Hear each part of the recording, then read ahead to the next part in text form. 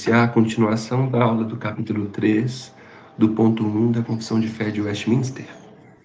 Veremos o texto da confissão.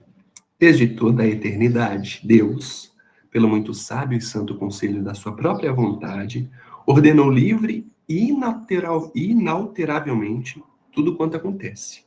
Porém, de modo que nem Deus é o autor do pecado, nem violentada é a vontade da criatura, nem é tirada a liberdade ou contingência das coisas secundárias, antes estabelecidas. Nós vimos na aula anterior, que foi lecionada pelo irmão Wesley, sobre o conselho santo da vontade de Deus, que ordenou de forma livre e imutável tudo o que acontece, sem ser Deus o autor do pecado. E hoje nós vamos tratar sobre a não violentada da vontade da criatura e também sobre a não retirada da liberdade ou contingência das coisas secundárias que foram estabelecidas anteriormente já pelo próprio Deus. A vontade da criatura não é violentada. Comentário de Rod sobre esse texto da Confissão de Fé diz o seguinte: os decretos de Deus não são as causas imediatas dos eventos. Eles só fazem que o evento futuro seja infalível. Os decretos de Deus garantem que os agentes espontâneos serão agentes espontâneos, bem como as ações espontâneas. Os decretos garantem que o agente espontâneo existirá e que livremente realizará uma ação livre, infalível, sob condições infalíveis. Então, meus irmãos, o homem é um agente livre e ele é responsável pelas suas próprias ações. Atos 3:23. E acontecerá que toda alma que não escutar este profeta será exterminada dentre o povo. Essa é uma responsabilidade. Olha, quem não escutar vai ser exterminada a alma. Ezequiel 18:4. Eis que todas as almas são minhas. Como o é a alma do Pai, assim também a alma do Filho é minha. A alma que pecar, essa morrerá. A Bíblia é clara, meus irmãos, de trazer a responsabilidade para a humanidade. E vamos falar sobre esse endurecimento do coração de Faraó. Deus, nós já tratamos sobre isso, inclusive, no nosso estudo de terça-feira, sobre o endurecimento do coração de Faraó. Por quê? Ao mesmo tempo que fala que Faraó endureceu o seu coração, a Bíblia também diz que o próprio Deus que endureceu o coração de Faraó. E Faraó é um agente livre, responsável pela sua ação. E um agente livre, um ser humano livre, ele só, no caso de Faraó, ele só poderia escolher o endurecimento de seu coração. Mas, além disso, nós sabemos que o próprio Deus também endureceu o coração dele, meus irmãos. Meus irmãos, nós temos diversos textos, né? Diversos textos que demonstram isso lá em Êxodo. Pelo menos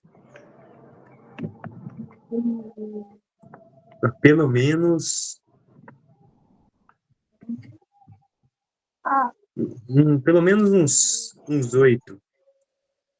Não colocamos no slide, mas Êxodo 8:15 diz que Faraó endureceu seu coração. No versículo 19 diz, porém o coração de Faraó se endureceu. Êxodo 8:32, mas endureceu Faraó ainda esta vez seu coração. Aí Êxodo 9:7, porém o coração de Faraó se agravou. No versículo 12 do capítulo 9, porém o Senhor endureceu o coração de Faraó. Aí os versículos 34 e 35 do capítulo 9. Vendo isso, Faraó endureceu o seu coração, ele e os seus servos. Assim o coração de Faraó se endureceu. E aí, em Êxodo 14, Deus promete novamente: e eu endurecerei o coração de Faraó. E aí, no versículo 5, Deus nos informa por meio de Moisés que mudou o coração de Faraó e dos seus servos contra o povo. Êxodo 14:8, porque o Senhor endureceu o coração de Faraó. E Êxodo 14:17, e eis que endurecerei o coração dos egípcios. Então, isso é um resumo de todas as citações sobre isso em Êxodo, mas olha, nós temos pelo menos 8 citações de que o coração de Faraó foi endurecido. Em algumas delas o próprio Faraó endurece seu próprio coração, e em outras o próprio Deus, o próprio Senhor endurece o coração de Faraó. Então, isso é um exemplo claro, bem clássico, para demonstrarmos essa característica humana de ser livre, de ter a sua vontade livre, mas ainda assim, essa vontade livre, ela estar contida nos decretos eternos de Deus. Perfeito. E a confissão, ela rejeita, eu falo a confissão, mas ela só trata de questões que a Bíblia nos traz, rejeita a ideia de que Deus força, coage ou anula a vontade humana. Deus decreta todas as coisas de forma que a vontade das criaturas continua atuando de acordo com a sua própria natureza e com os decretos eternos de Deus. O homem age livremente, segundo a sua natureza. Então, nós já sabemos em que consiste essa liberdade do homem. Deus não violenta, nem elimina, nem contorce essa vontade. Mesmo sob a soberania absoluta de Deus, o homem continua sendo responsável por essas suas escolhas. Esse é o livre-arbítrio real. O livre-arbítrio verdadeiro. Por quê, meus irmãos? Apesar do termo livre-arbítrio ele ser erroneamente utilizado por diversos hereges, por interpretações equivocadas das Escrituras, de quem não entende a soberania de Deus e utiliza o livre-arbítrio como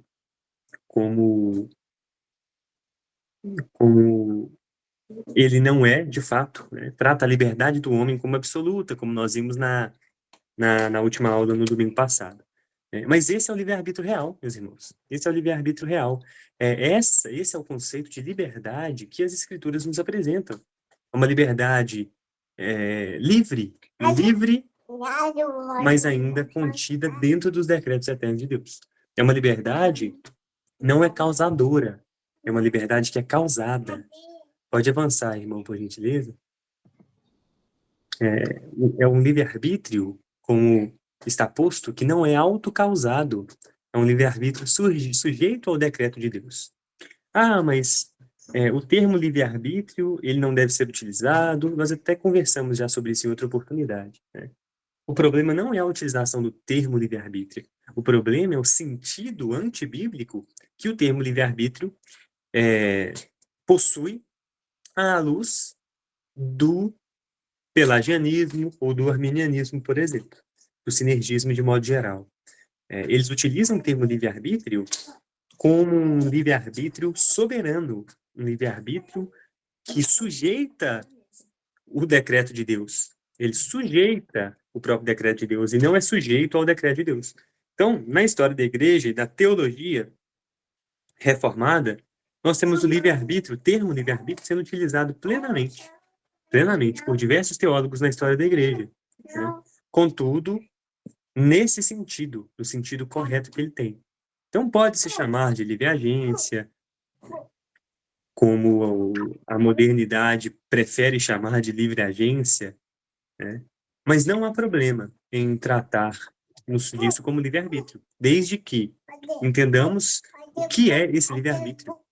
E a Confissão de Fé traz de forma muito clara que o homem é livre, livre, mas essa liberdade do homem, ela é sujeita aos decretos eternos de Deus. Então, esse é o livre-arbítrio real, meus irmãos. Esse é um livre-arbítrio real, um livre-arbítrio que não é autocausado, mas sujeito ao decreto de Deus. E aí nós temos esses textos bíblicos, de Provérbios 19 e 21. Muitos propósitos há no coração do homem, porém o conselho do Senhor permanecerá. João 19, 11. Respondeu Jesus: nenhum poder terias contra mim, se de cima não te fosse dado, mas aquele que me entregou a ti, maior pecado tem. Nós refletimos sobre João 19, 11, quando tratamos do ponto 3, né, na aula passada, e essa resposta de Jesus é para Pôncio Pilatos, dizendo que o poder que Pôncio Pilatos tem sobre ele é um poder que foi dado pelo próprio Deus. Mas, ao mesmo tempo, nós percebemos que, como o próprio Cristo fala, aquele que entregou a Pôncio Pilatos, e o Tiago concluiu isso também na última aula, né? Quem entregou foi o próprio Deus, mas também foram os judeus, também foi Judas, e também fomos nós, como o Tiago bem aplicou, quando pecamos. Nós entregamos Cristo a todo aquele sofrimento de cruz. Então, meus irmãos, pensando sobre o arminianismo, sobre o sinergismo, nós percebemos que o livre-arbítrio que eles trazem é um livre-arbítrio falso. A consequência, então, do arminianismo, como está posto, é um livre-arbítrio soberano, um livre-arbítrio que não está sujeito à vontade de Deus. E aí, esses textos de Provérbios e de João, e todos os outros das Escrituras, como o de próprio Faraó, do endurecimento do coração de Faraó, eles não funcionam. Eles perdem o seu sentido. Porque Jesus deveria responder para Pôncio Pilatos: nenhum poder terias contra mim se do povo eu não te fosse entregue. Então, a voz do povo é a voz de Deus, Jesus poderia dizer. Ou então, nenhum poder terias contra mim se Judas, meu amigo, não me traísse. Não. Jesus não poderia falar isso se a liberdade humana fosse aos moldes arminianos. Não. Isso não é bíblico, meus irmãos. Então, esse é o livre-arbítrio real, de forma bem resumida. Um livre-arbítrio que não é autocausado, mas que é completamente sujeito, como nós estamos aprendendo, ao decreto de Deus. Então, só um adendo, que não há problema em usarmos o termo livre-arbítrio. Em toda a teologia e história da igreja, esse termo foi utilizado. O que nós temos que ter é cuidado de deixá-lo claro, de deixá-lo patente o seu verdadeiro significado, né? Para que ele não seja confundido com uma liberdade soberana, um livre-arbítrio soberano que sujeita a própria vontade do próprio Deus. Meus irmãos, eu posso também pontuar a questão de Jonas, que a gente tratou no breve culto. Como que isso também fica claro, a liberdade de Jonas em rejeitar a ordenança de Deus, mas a prevalência da soberania e da vontade de Deus em relação a esse livre-arbítrio que Jonas tinha. Então nós podemos dizer, como Wesley disse, que o livre-arbítrio ele existe, mas não nos moldes em que ele é apregoado hoje em dia, certo? É um livre-arbítrio diferente. Esse livre-arbítrio moderno que é o diferente, né? Mas, irmão, posso fazer algumas outras considerações também. Sobre o caso de Jonas, por exemplo. Ali nós temos a vontade dele sendo manifestamente contrária à vontade de Deus, o desejo dele mesmo sendo manifestado de uma forma oposta. Mas até nos casos em que não são, em que as vontades dos homens não são manifestamente opostas, nós temos ainda o homem sendo livre. O homem permanece sendo livre também quando ele escolhe adequadamente. Ainda há liberdade. A liberdade do homem não é violada nesse sentido, por ela estar dentro dos decretos de Deus e ser infalivelmente futura. Isso não viola a vontade de Deus, isso que estamos refletindo aqui, né? E no caso de Jonas, a vontade dele é contrária.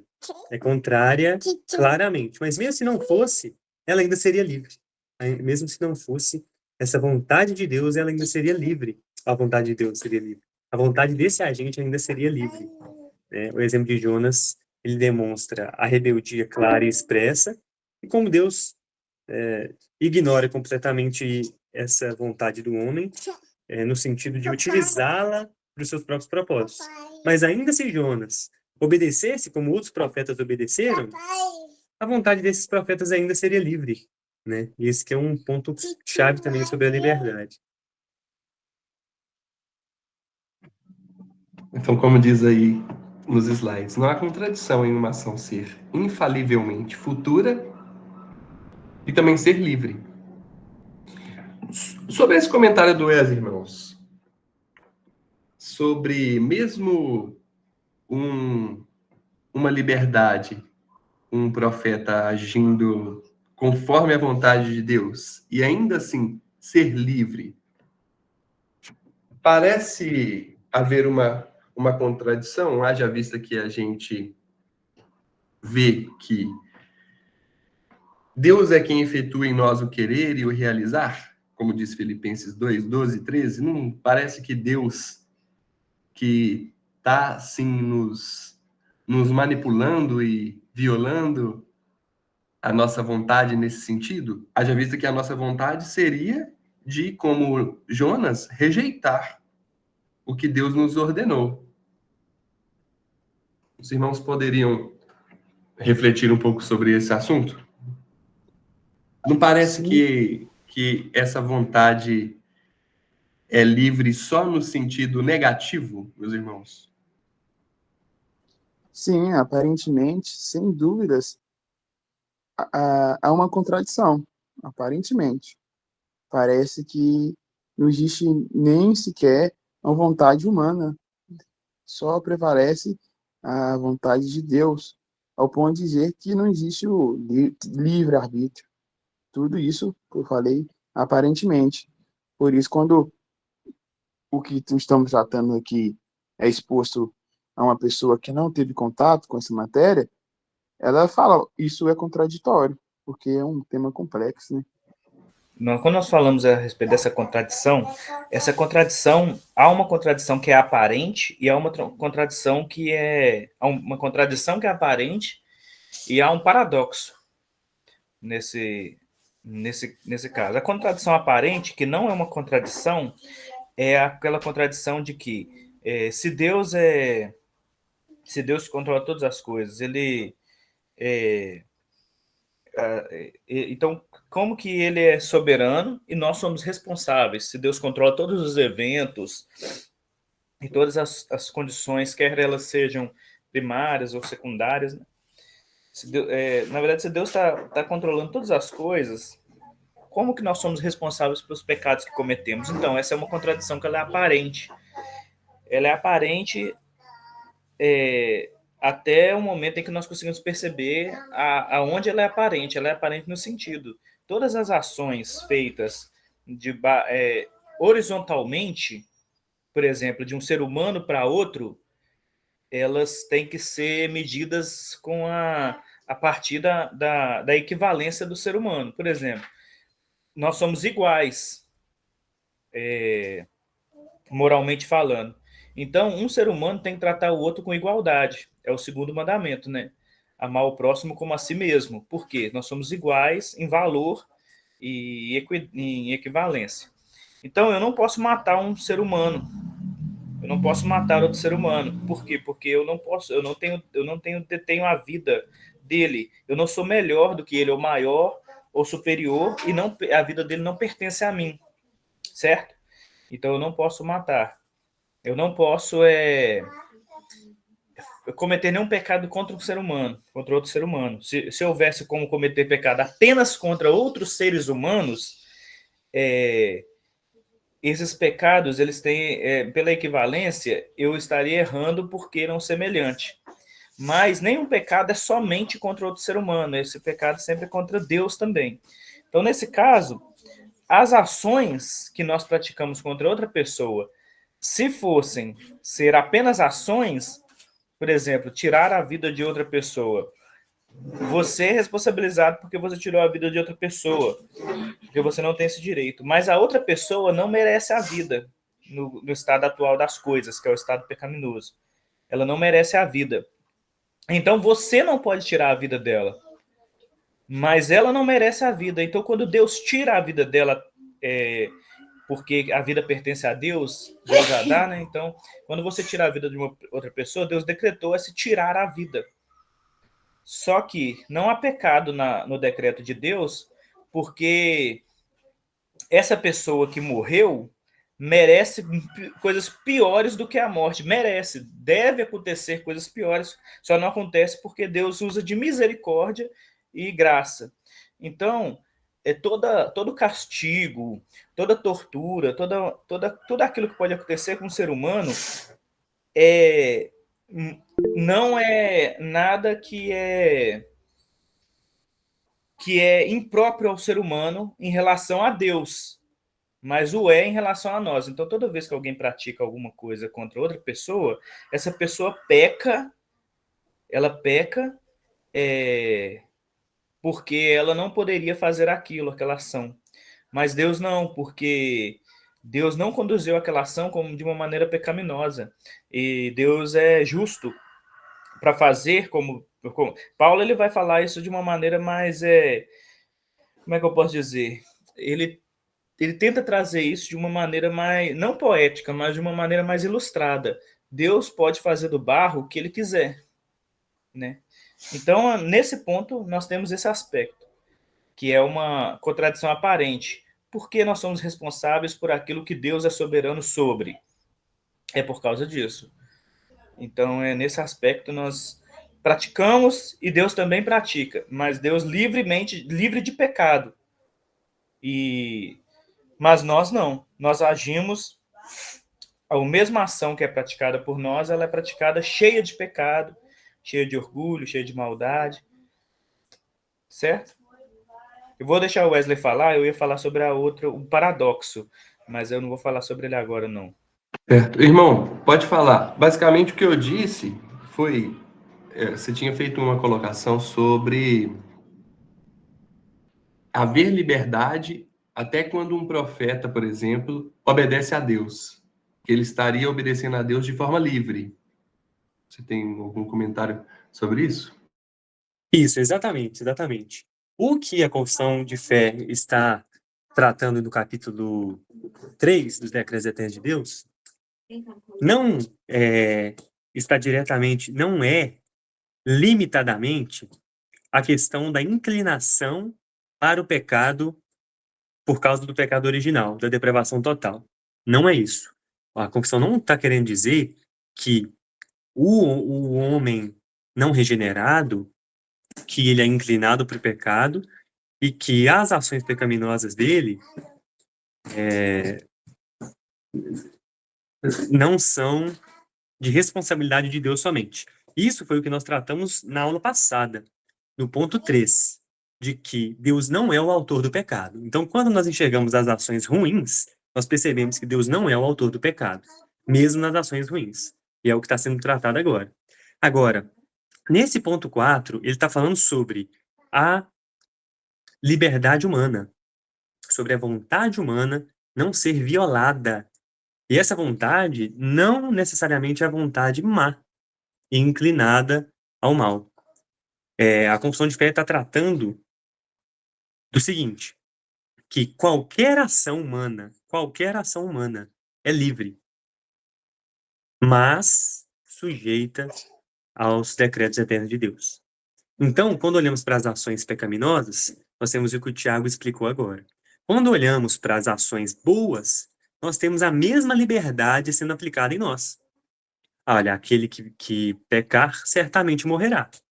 Agora, aquele que cometer atos de justiça viverá, receberá galardão.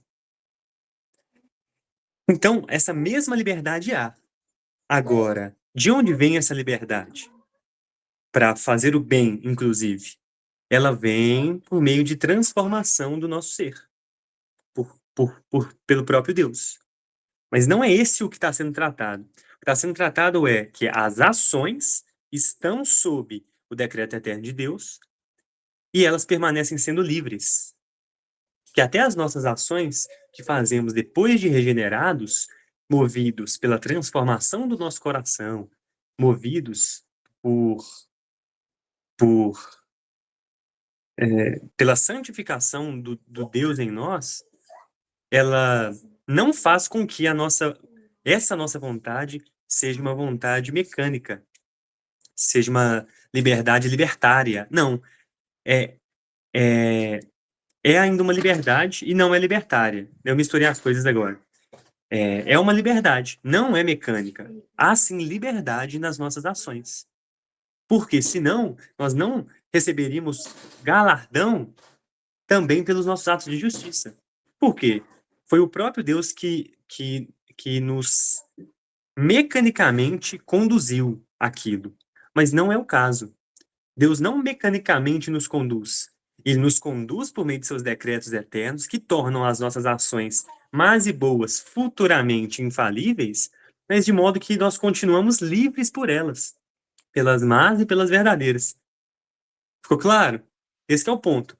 No ponto 3, nós tratamos disso, de que o pecado não é de autoria de Deus. Agora, no ponto 4, a ação humana, qualquer ação humana, é livre. Só que ela é livre sendo infalivelmente futura.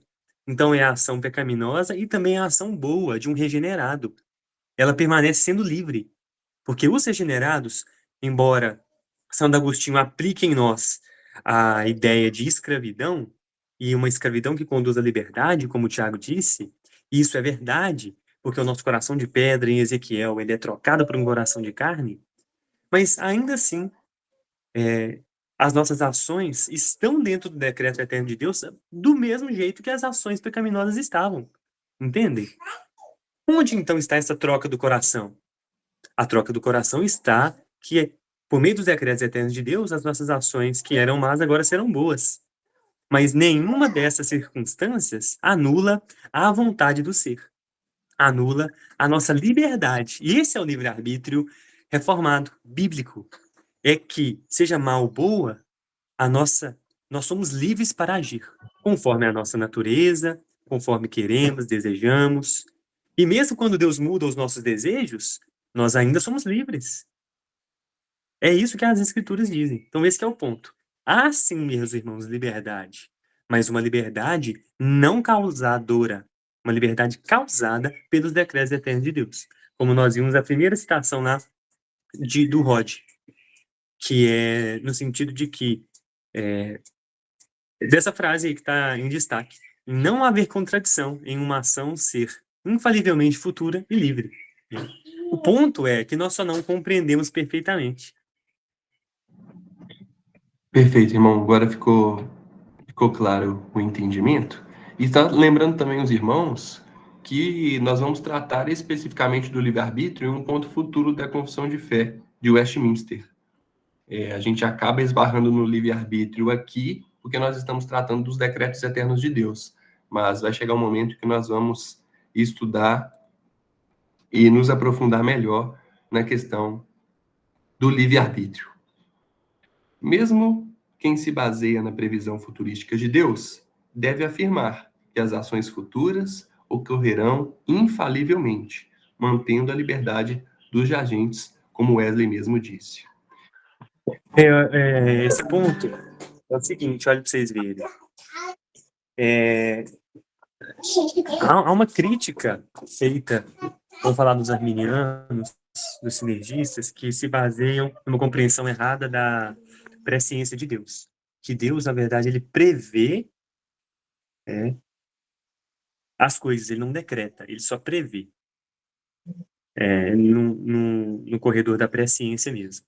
Nesse sentido, nós temos um grande problema, que eles acusam-nos de um determinismo. Por quê? Porque Deus decreta e as ações futuras são infalíveis, elas acontecerão. Só que, mesmo, e esse é para expor uma contradição, mesmo quem defende uma presciência de Deus, se baseia não nos decretos eternos determinantes de Deus, mas numa previsão futurística de Deus, deve afirmar que as ações futuras ocorrerão infalivelmente, mantendo a liberdade dos agentes. Então eles falam, não, no determinismo reformado calvinista, não há liberdade, porque as ações são infalivelmente futuras, elas vão acontecer, porque Deus determinou, então não há liberdade do agente. Mas quando nós olhamos para a teoria deles, da presciência de Deus, é a mesma coisa que acontece. Não causada pela presciência, mas como Deus foi presciente daquilo, previu, essas ações que Deus previu, elas serão infalíveis, elas são infalivelmente futuras. E os agentes permanecem sendo livres. Então, olha só, é a mesma coisa. Vocês entenderam, meus irmãos? Mesmo quem se baseia na presciência, tem que admitir que as ações futuras são infalíveis e que os agentes permanecem livres. Então, não há contradição. Não há contradição. Eles nos acusam disso, mas mesmo quem se baseia na presciência, na previsão futurística de Deus, deve afirmar isso, que os eventos são infalivelmente futuros. Porque se Deus viu, eles não vão mudar. Deus já viu, então eles têm que acontecer. Entenderam esse ponto? Sim, sim. Ô, Gabriel, pode comentar. Sobre o comentário do Wesley, o arminianismo vê a presciência de Deus, seria a mesma coisa dizer que eles não são livres, porque Deus previu um futuro que não vai ser inalterável, Deus previu. Eles aplicam de uma forma como existissem várias realidades, né? Que eles seriam uma realidade alternativa e Deus escolheu outro caminho. E quando eles aplicam isso, eles têm uma mania de equiparar a Deus, colocar Deus nos atributos humanos, limitar Deus como humano. Quando eles exaltam a presciência, porque Deus é presciente, eles colocam esse atributo exclusivo sem colocar que Deus também é um ser atemporal. Ele só não prevê, ele está no passado, presente e futuro. Ele é ativo, ele não é um ser passivo que vai ver o que vai acontecer na segunda e vai falar: ó, eu tenho que tomar alguma atitude, porque se eu não tomar nenhuma atitude, meu filho aqui vai se perder no caminho, que eu estou prevendo o futuro, como ele não se tivesse no futuro. Eles têm a mania de diminuir Deus na qualidade humana, sabe? Como Deus fosse um ser igual a gente, que está aqui no presente, esperando o futuro, só que ele tem a pequena habilidade de prever o futuro. Mas não, Deus, ele está no futuro também, ele é um ser atemporal. E isso acaba criando essa ideia moderna, né, desse novo evangelho, de que Deus toma certas atitudes, prevendo o futuro e com medo daquele futuro. Por exemplo, eu já ouvi falar que Deus matou certa pessoa para salvar ela, porque Deus sabia que essa pessoa ia tomar certa atitude no futuro. E isso não faz sentido, porque Deus está no futuro. E se Deus também quisesse, ele mudaria o coração da pessoa. É um evangelho espantalho, é para pôr medo nas pessoas e controlá-las, né, com essa ideologia. Exatamente, meu irmão, exatamente. E como a gente vai entrar agora nas causas secundárias, esse entendimento da vontade livre da criatura, que não é violentada por Deus, pode ficar ainda mais claro. Vale a pena fazer uma diferenciação sobre soberania e responsabilidade humana. A responsabilidade humana decorre dos decretos eternos de Deus. O homem é livre não por ter a opção de fazer ou deixar de fazer algo, mas porque age segundo a sua própria vontade. Então, meus irmãos, no quesito da grande discussão, soberania ou responsabilidade humana, isso parte de uma falsa compreensão do que é liberdade. A responsabilidade humana, como nós já vimos, ela é completamente decorrente da vontade de Deus, decorrente dos decretos eternos de Deus. Então, a liberdade humana E a sua responsabilidade decorrente dessa liberdade é decorrente completamente do decreto eterno de Deus. E o problema é que a concepção de liberdade, ela é comumente errada. As pessoas acham que ser livres é ter opções e escolher entre opções. E isso é uma limitação do conceito de liberdade muito grave. Se não há, então, opções, a minha vontade não foi livre. É só isso, nisso que se limita a compreensão de liberdade para essa discussão. E aí, o nosso conceito é que a liberdade não provém somente disso, de poder escolher entre opções. O homem não é livre porque ele pode fazer ou deixar de fazer algo em detrimento de outro algo que ele poderia não ter escolhido ou ter escolhido. Mas é porque ele age do jeito que quer. A liberdade funciona dessa forma. A liberdade é o seguinte: eu faço aquilo que eu quero. E por isso todo homem é livre. Todo homem faz aquilo que quer. Tiago citou o texto de Isaías. Cada um peca porque quis, conforme as suas vontades. Então, o conceito de liberdade, meus irmãos, ele não pode ser limitado a escolher diante de uma série de possibilidades. Isso é muito limitante. E a nossa liberdade, então, a liberdade do homem, ela vem porque o homem escolhe aquilo que ele quer. Né? Ele age segundo a sua própria vontade. Por isso o homem é livre. Senão, a liberdade seria libertária. Né? Então não há contradição, meus irmãos, entre soberania e responsabilidade humana. Não há contradição. Certo, meu irmão. É importante esse entendimento de liberdade, deixa ainda mais claro o que nós estamos tratando.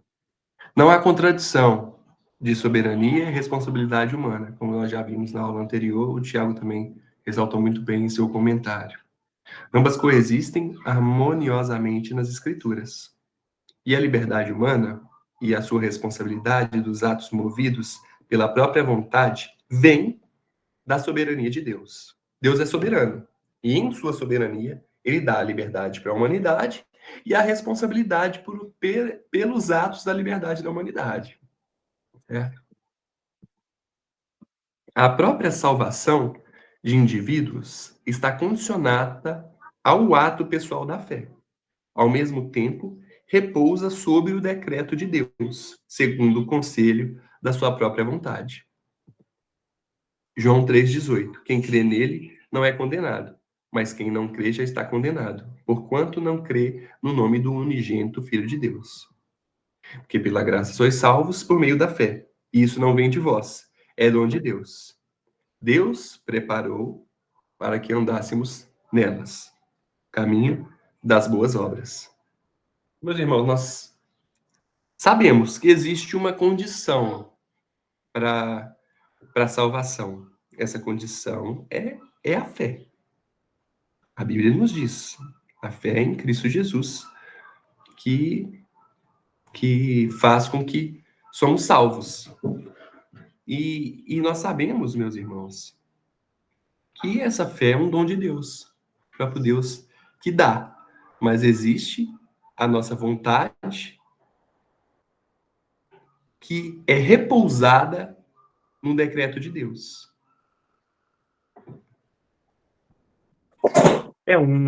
Um exemplo dessa liberdade é a salvação.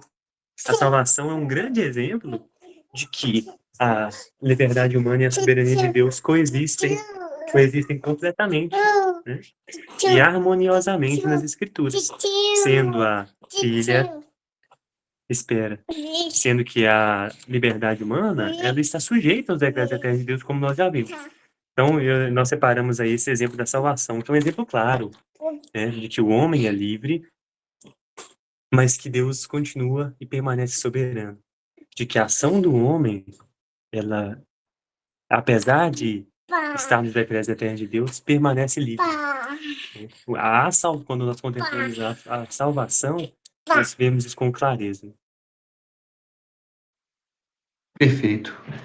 E Deus, meus irmãos, ele decreta tanto o fim quanto os meios. A liberdade ou contingência das causas secundárias antes estabelecidas não é tirada. Deus rege o universo por meio de leis pré-estabelecidas e pré-ordenadas. Eclesiastes 3:11.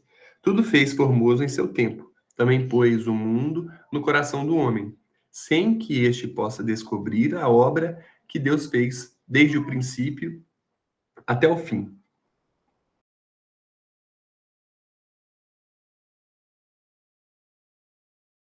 Certo, então, meus irmãos, em se tratando, nós tratamos da liberdade humana, né? Agora nós estamos tratando da liberdade das outras coisas, né? Deus criou o homem e criou todo o resto, todo o cosmos, né? Toda a criação. E cada agente da criação também, ele é livre. Cada acontecimento eventual do mundo e da criação, é eventual, né? O ponto é que Deus manteve a liberdade de todas as coisas, providencialmente. Então, quando nós vamos tratar agora sobre as causas secundárias, nós vamos perceber que elas permanecem sendo soberanamente decretadas, mas livres também. Elas permanecem sendo eventuais ou contingentes, né? E aí, quando a gente vai refletir sobre causas secundárias, é importante nós percebermos, no exemplo, nesse exemplo da essência genética, o que são as causas secundárias nesse exemplo. As causas secundárias, elas são, como o próprio nome já diz, proveniente das causas primárias, e no campo da essência genética, nós percebemos que tudo o que é necessário para a manutenção da espécie já está no DNA. Então, nós percebemos basicamente, fazendo uma analogia, que há uma programação genética, como um programador mesmo de códigos. Deus fez a programação genética do DNA, e nessa programação, todo o que é necessário para o futuro já está contida. Então, a essência do original, ela permanece de geração em geração, ou de transformação em transformação, né? E aí um outro exemplo, né, que de um só ancestral, todos os outros felinos tenham surgido. Isso é possível. Isso é possível. Uma transformação não evolucionista, né? Mas como o próprio homem, que por meio de Adão, nós tivemos diversas variações de aparência, de características do ser humano no mundo inteiro, todos esses milênios. Mas nada disso é novo. Cada característica de cor de pele, característica física, ou mental, da própria alma, tudo está contida na essência do ser, né, que foi colocada por Deus quando o homem foi criado. Então, eu só trouxe esse exemplo da essência genética para nós percebermos que as causas secundárias, elas são postas por Deus como causa primária. E essas causas secundárias se desenrolam no decorrer da vida, e que elas não são aleatórias. O ponto é esse, quando pensamos sobre essência genética. Não há aleatoriedade na, na, nessas transformações que acontecem, porque tudo foi preparado por Deus, desde a fundação do mundo. Então, tudo que acontece está sob os decretos eternos de Deus. E um exemplo disso são as cargas genéticas que toda criatura tem. E um outro ponto é que a morte física é um exemplo também disso, de uma causa secundária. Ela faz parte da criação. Então, o homem foi criado. E então, por causa do pecado, nós sabemos que o homem agora morre. Essa morte do homem, ela foi determinada por Deus. Ela serve aos propósitos eternos de Deus. No propagar da raça humana, pessoas morrem e outras nascem. E isso serve aos propósitos eternos de Deus. Então, só um exemplo para mostrar que as causas secundárias decorrem das causas primárias, que elas não são completamente aleatórias.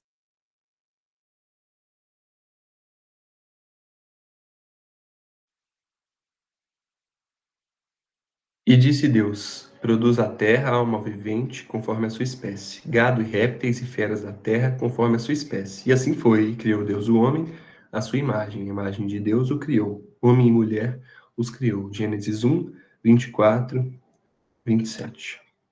1 Samuel 2,6. O Senhor é o que tira a vida e a dá, faz descer a sepultura e faz tornar a subir dela. As causas secundárias são os meios ou instrumentos pelos quais os decretos de Deus, que são as causas primárias, se realizam no tempo e no espaço. Segundo Rod, os decretos de Deus não são as causas imediatas dos eventos, eles só fazem que o evento futuro seja infalível. Gabriel, desculpa, Irmão, pode comentar. isso, Gabriel. Eu peço até desculpa, porque eu vou retroagir no tema que o Wesley tocou um pouco mais cedo, porque sobre liberdade, eu sempre pensei bastante durante minha vida, e eu tenho uma certa dificuldade com o conceito de liberdade. E o Wesley trouxe um comentário que chamou bastante atenção, porque são dois pontos. A pessoa é livre quando ela tem a capacidade de pôr isso em prática, ou a pessoa é livre quando ela tem pelo menos o desejo de pôr aquilo em prática. O Wesley trouxe que a pessoa tem várias alternativas, só quando ela consegue escolher uma delas é porque ela é livre ou não. E eu tenho uma certa dificuldade e gostaria de conversar com os irmãos aqui para eu definir melhor. Por exemplo, só vou contextualizar brevemente para ficar mais claro. Um homem, ele no reino, ele escreve livros que vai contra a ideologia do rei. E o rei manda prender esse homem. Esse homem está preso dentro da cadeia. Fisicamente ele está preso, mas ele ainda continua a escrever. E continua a escrever esses livros. E aí, ele está preso ou ele está livre? Não no conceito físico, porque ainda está indo contra a vontade do rei, fora do plano físico. O que seria liberdade? É o fato de você poder desejar estar livre, já te faz livre ou não? Porque se fosse olhando sobre esse aspecto, se eu já tenho a liberdade de querer exercer algo e Deus está no controle do decreto, e os decretos de Deus estão sobre isso, como fosse a cadeia, entre aspas, ainda eu estaria livre dentro dos decretos de Deus, mas ainda sobre os decretos de Deus. Entende? O rei seria tipo o decreto de Deus e o homem ainda estaria livre lá dentro, mas estando lá dentro. Eu não consegui Gabriel, definir muito bem a liberdade. a concepção de liberdade que o Wesley trouxe, por exemplo, exemplificando numa eleição. Você não é livre, não é porque você pode escolher entre 8 candidatos à presidência do Brasil. Você é livre porque você pode escolher votar. Não pelas suas opções, mas você é livre por poder fazer a sua vontade, que é de votar em algum dessas opções que você tem. Pode complementar melhor, irmão. Esse exemplo ele é limitadíssimo, porque o rei não tem controle sobre todas as coisas. Esse rei do exemplo do reino, ele só pode prender o camarada. Ele não pode fazer com que a vontade desse camarada se incline para servir aos seus propósitos. Então, qualquer exemplo vai ser ruim. Qualquer exemplo é incompleto. O conceito de liberdade, ele tem que provir das escrituras. Esse conceito de liberdade. Todo exemplo vai ser incompleto. Igual quando nós estávamos tratando sobre Trindade, na aula penúltima, e aí o William trouxe alguns exemplos, a irmã Débora também perguntou, trouxe um exemplo da água também, tudo, me parece. Todo exemplo vai ser incompleto, né? O conceito de liberdade que nós temos é o conceito das escrituras. E como as escrituras demonstram a liberdade humana? Ela mostra que o homem peca porque quer e que o homem regenerado faz o bem porque quer, apesar de ser inclinado de ter a sua vontade inclinada por Deus, e diversos outros exemplos, né? Então, a liberdade à luz das Escrituras, ela é afirmada quando elas nos dizem que não somos responsáveis pelos nossos atos, que o homem faz aquilo que quer, ainda que Deus tenha determinado isso eternamente. Essa é a liberdade. Um exemplo é limitado, porque pode aprisionar a mente do cara, só o corpo. Então o cara está preso materialmente, mas a alma do cara ainda está livre. E aí as suas ideias ainda podem percorrer enquanto ele escreve livros. E aí, como eu disse, isso é um conceito limitado, né? Nós estamos tratando aí sobre liberdades diferentes, uma liberdade física e uma liberdade mental. Mas para tratar a nossa aula de hoje, não é desses conceitos é, de espectros da vontade que nós estamos tratando. Nós estamos tratando sobre uma liberdade absoluta, absoluta não soberana, absoluta no sentido de plena, de que não é violada, de uma vontade absoluta do homem de fazer aquilo que ele quer, né? De executar a sua vontade, não em potência, porque, se eu quero comprar uma Ferrari, eu vou comprar uma Ferrari. Não, né? Não é um exemplo material. Mas de tudo que o homem faz, ele faz porque quer. Ele faz porque ele se inclinou para aquilo. Então, esse exemplo desse grande pensador que foi preso, ele só aborda um aspecto material e físico, corporal, e o aspecto da mente. Então, enquanto ele está preso fisicamente, ele está solto imaterialmente quanto ao seu pensamento. E isso não consegue abordar aquilo que nós estamos tratando aqui como uma liberdade plena, né? Mas ainda que esse camarada seja preso materialmente, fisicamente, ele ainda é livre no conceito bíblico, porque ele faz aquilo que ele quer. Então, dentro das limitações que são impostas por terceiros, esse camarada ainda está fazendo aquilo que ele quer, né? Todos os presos, judeus presos em Auschwitz, por exemplo, eles ainda eram livres diante de Deus, porque apesar dos terceiros estarem submetendo eles a certas questões, eles ainda faziam aquilo que eles queriam. Tudo que eles faziam, que provinha de vontade deles, era de uma vontade livre. Esse é o ponto. Terceiros impunham neles coisas que eles deveriam fazer como escravos. E aí, então, eles faziam como escravos, né? Mas tudo que era fruto da vontade deles é fruto de uma vontade livre. É claro, Ô, é Wesley, dif- é complexo tratar mesmo sobre isso por causa de todas as compreensões também que nós já temos e tudo. mas ficou muito mais claro para mim agora. Muito obrigado. E com o exemplo do William também, apesar de você falou que não tem como aplicar um exemplo perfeito, mas também deixou muito mais claro. Perfeito. Amém, meus irmãos. Nós vamos continuar.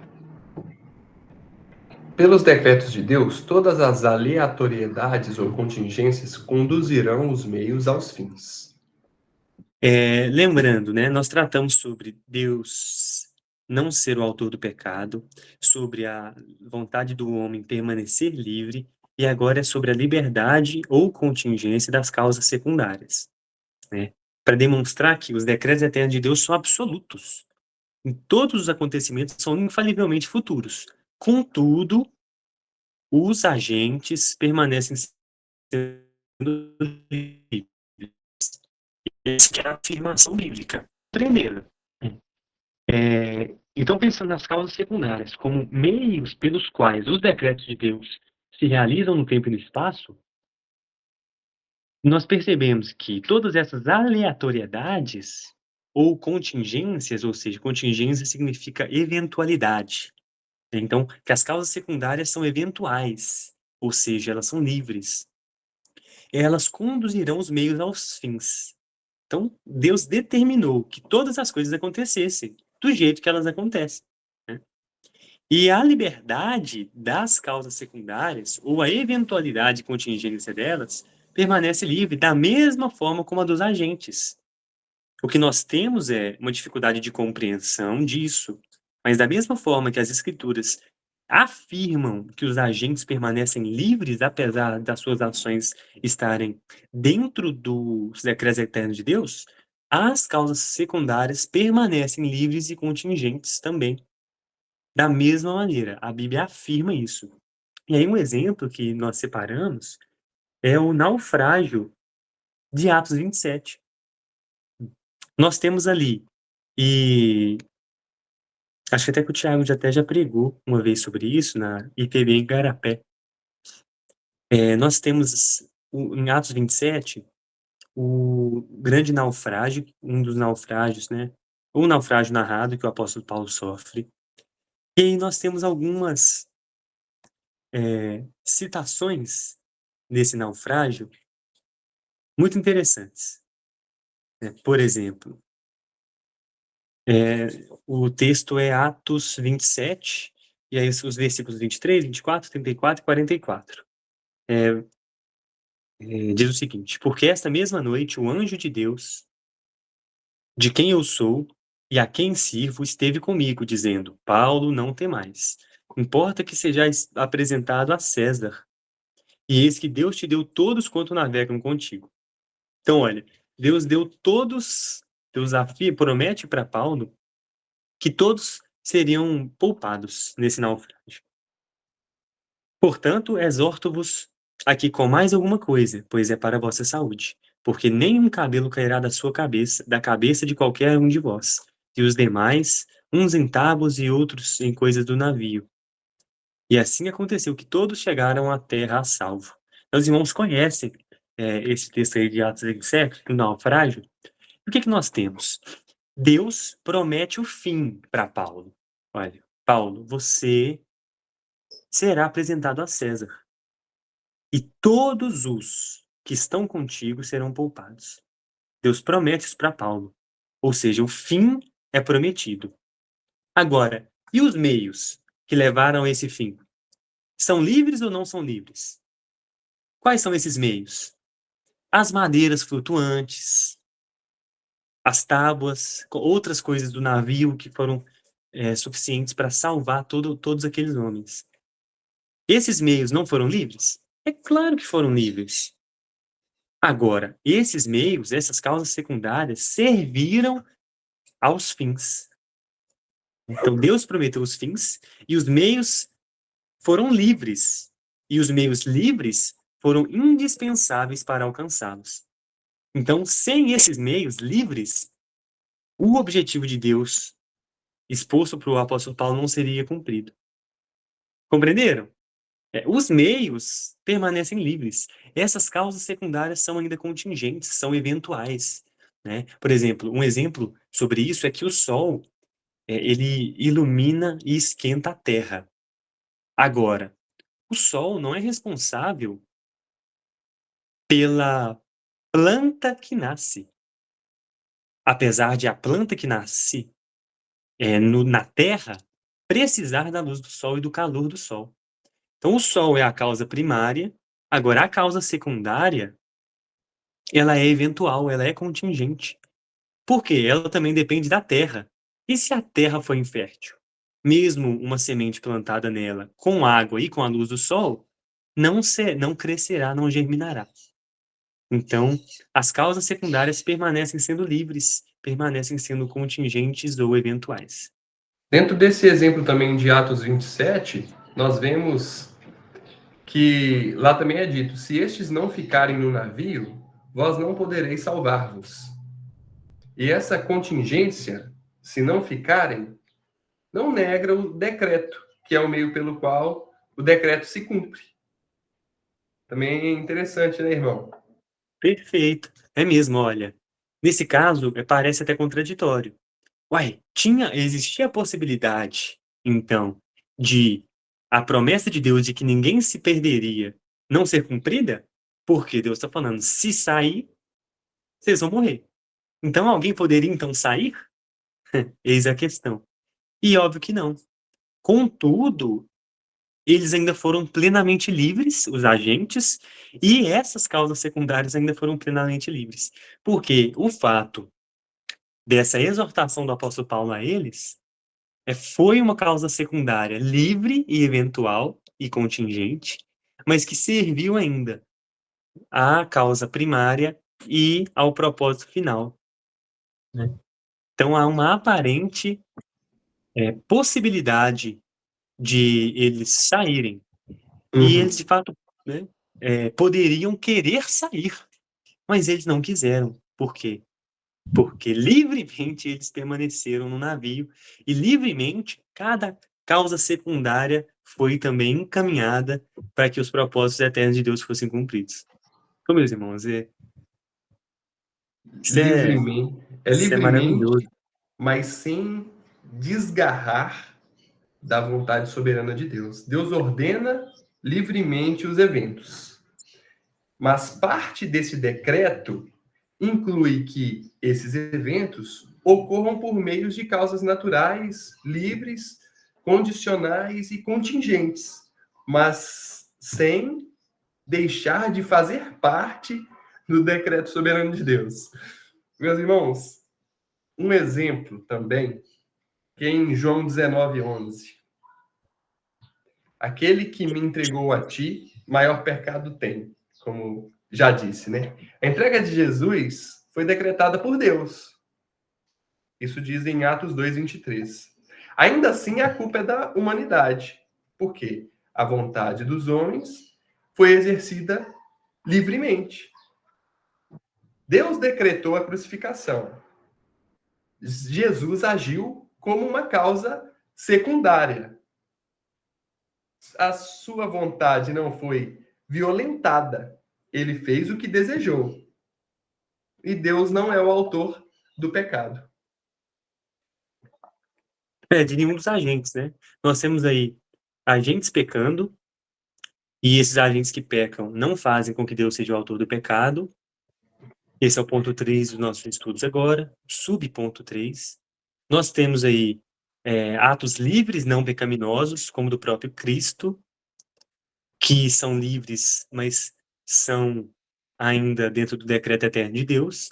E nós temos causas secundárias, né, naturais e eventuais também, como a própria cruz, como a própria morte, como o sofrimento que Cristo sentiu, enfim.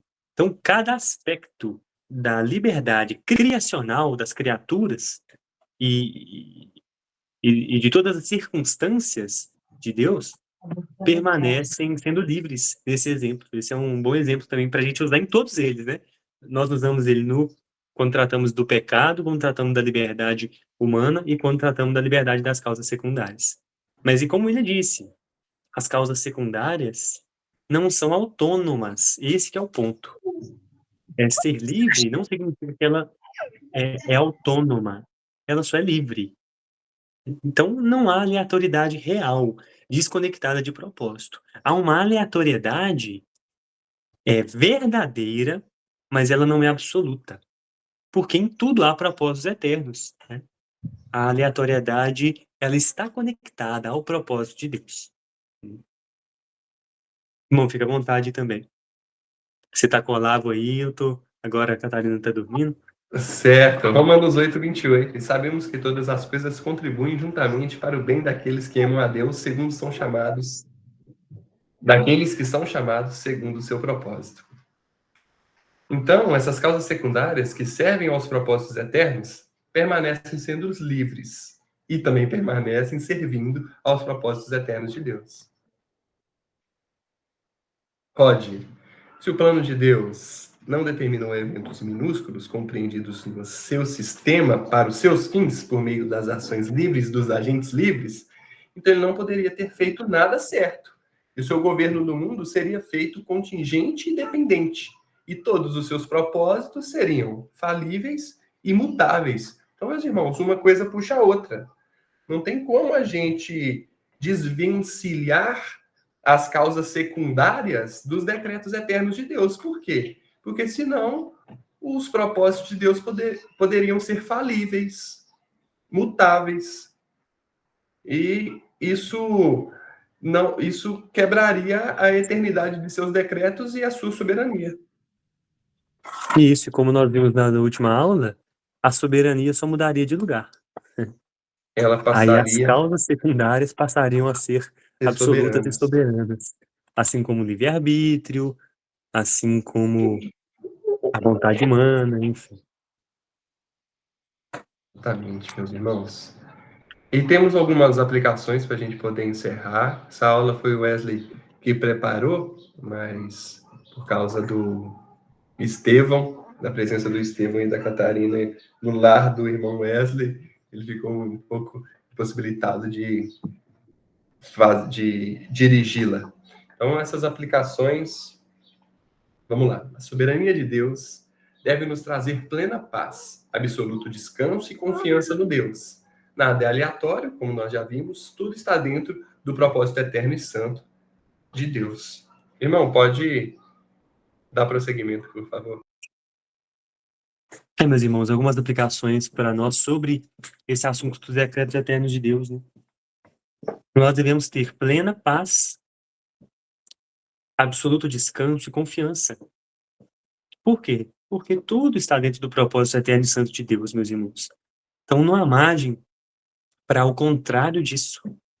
Não há espaço nenhum para falta de paz na nossa vida, para desconfiança, falta de fé. E nenhum motivo temos para não descansar em Deus, né?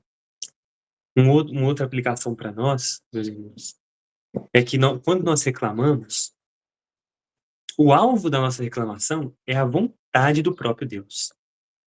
Quando nós reclamamos de qualquer coisa, da chuva ou do calor, dos nossos filhos, dos nossos pais, dos nossos cônjuges, de eventos fortuitos e aleatórios, tudo que nós reclamamos, o alvo é a vontade de Deus. Nós estamos, então, dizendo que a vontade de Deus não é boa ou justa. Que a vontade de Deus não é boa ou justa. Quando eu reclamo da chuva, e é Deus que manda a chuva, eu estou reclamando não é da chuva, é do próprio Deus. Por quê? Tudo está sobre os decretos eternos dele. Toda a vontade dele é boa, perfeita e agradável. Ainda que eu sofra com isso. Terceira aplicação é que se os meios livres são decretados e utilizados por Deus, então toda ação nossa é útil. Não somos, de fato, robôs, meus irmãos, no sentido final. Os meios livres são decretados por Deus, mas os meios permanecem livres. As nossas ações são livres ainda. Nós fazemos o que queremos. Então, toda a nossa ação é útil.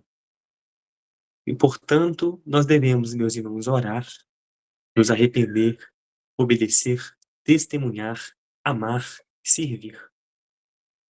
Porque quando nós pensamos que não há liberdade real em nós, eu só sou guiado como Zeca Pagodinho, né? Deixa a vida me levar. E aí, um pseudo-calvinista que não entendeu, de fato, o que nós aprendemos aqui hoje, ele vai ou cair naquela falácia arminiana, de que, então se já está tudo decretado, eu não vou fazer nada, né? Então não preciso de fazer nada, já vou para o céu, eu posso pecar doidado. Ou ele vai cair no ostracismo mesmo, de não fazer nada de fato. E aí essa falácia arminiana, ela vai se encaixar bem. Então, quem entende dessa forma, não entendeu nada do evangelho, não entendeu nada do calvinismo, da teologia reformada, da confessionalidade reformada cristã. Nós somos agentes livres e Deus age por meio de nós. Os decretos eternos de Deus, eles são manifestos e os seus fins são atingidos por meio de nós, como causas secundárias ou como agentes livres. Então, se, meus irmãos, somos livres e Deus age por meio de nós, nós devemos entender que tudo que fazemos é útil para Deus. Não que Deus precise, mas que Deus determinou e utiliza-se de nós. Então, ore, meus irmãos. Se arrependa, faça alguma coisa. Faça, seja creia, obedeça, guarde os mandamentos, ame a igreja, ame a Deus, ame a sua família, ame os seus irmãos, testemunhe sobre a verdade, sirva, né? Porque toda ação é necessária, toda ação ela é útil para Deus e serve aos propósitos eternos de Deus. Deus só age por meio da sua criação, né? Então, que sejamos agentes, já que somos livres, conscientes, de acordo com 1 Coríntios 10:31. Portanto, quer comais, quer bebais ou façais qualquer outra coisa, fazei tudo para a glória de Deus. Então, meus irmãos, que nós possamos compreender de verdade esse aspecto da soberania de Deus e da nossa liberdade, para que nós gozemos verdadeiramente, né, da gloriosa, boa, perfeita e agradável vontade de Deus, satisfeitos dela e sendo úteis aos propósitos eternos de Deus. Graças a Deus por isso. Meus irmãos, algum comentário? Irmão Tiago, Gabriel também. Algum comentário Nenhum. para encerrarmos? Nenhum, Wesley. Não, meu irmão, não tenho nenhum comentário, não. Perfeito, então, meus irmãos. Graças a Deus por mais essa aula. Agradeço ao irmão William por conduzi-la para mim, guardadas as minhas limitações aqui, e a gente poder participar coletivamente também dela. Graças a Deus ela foi possível, né? Então, oremos ao nosso Deus, agradecendo especialmente pelo dia do Senhor, né, que soberanamente Ele nos deu. Possamos gozar dele também, adequadamente. E aplicar, que Ele aplique em nós todo esse aprendizado de hoje. Oremos. Nosso Senhor, nosso Deus, glorioso, eterno, o Senhor é verdadeiramente livre e a sua vontade, ela é feita, toda ela, Senhor. E nós percebemos que todas as coisas, absolutamente, estão sob os seus decretos. E percebemos também que aprendemos nas suas escrituras que todas as coisas cooperam para o bem daqueles que amam a Deus, que foram chamados segundo o seu propósito. Então, Senhor, tudo o que existe e acontece serve à sua vontade, Deus. Isso é ser soberano, de acordo com a nossa compreensão limitada, de acordo com o que o Senhor nos revelou.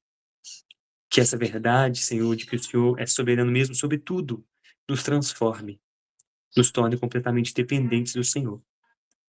E que a verdade de que o Senhor determinou a nossa liberdade, e a liberdade no pecado e de todas as causas secundárias, também nos transforme, para que nós possamos te adorar em tudo, Senhor, em todos os acontecimentos eventuais e aleatórios, aparentemente. E que nós possamos agir livremente, mas por desejo de te glorificar. Que o Senhor seja glorificado por meio da nossa vida, como já é indiretamente, também diretamente e conscientemente, Senhor. Que as suas escrituras nos transformem, como o próprio Cristo, o Filho, orou ao Senhor na oração sacerdotal em João 17. Que a sua palavra da verdade nos transforme, nos santifique. Deus, muito obrigado por essa reunião de irmãos que o Senhor preparou para nós desde a fundação do mundo. Cada aspecto da criação cooperou para que nós estivéssemos aqui unidos nesse momento. E obrigado, Senhor, por isso, porque o Senhor é verdadeiramente soberano e nós somos verdadeiramente livres. Porque assim o Senhor determinou. Eu clamo que a nossa vontade, Senhor, que é livre, seja transformada pelo Senhor. Que a nossa liberdade não seja para nossa ruína, mas seja transformada, guiada e completamente abolida pelo Senhor. Que o Senhor retire de nós os nossos desejos pecaminosos, as nossas vontades maculadas, e coloque em nós somente, Senhor, o desejo de te amar, de amar as suas escrituras, de te glorificar por tudo. Mais uma vez, muito obrigado. E é por meio do Cristo que nós, meros pecadores, oramos ao Senhor e podemos ser ouvidos por meio de intermédio, mediação do Cristo. É por meio de quem nós recebemos todas as bênçãos espirituais nos lugares celestiais. Obrigado porque o Senhor nos ama nele, nos abençoa nele. Que o Senhor nos proteja de nós mesmos hoje, do homem mau, e nos faça guardar o seu dia, a sua lei e o amor do Senhor no nosso coração em toda a nossa vida. Glórias ao Senhor, que seja feita a sua vontade, não a nossa, e é por meio, como eu disse, do Filho que nós oramos. Amém.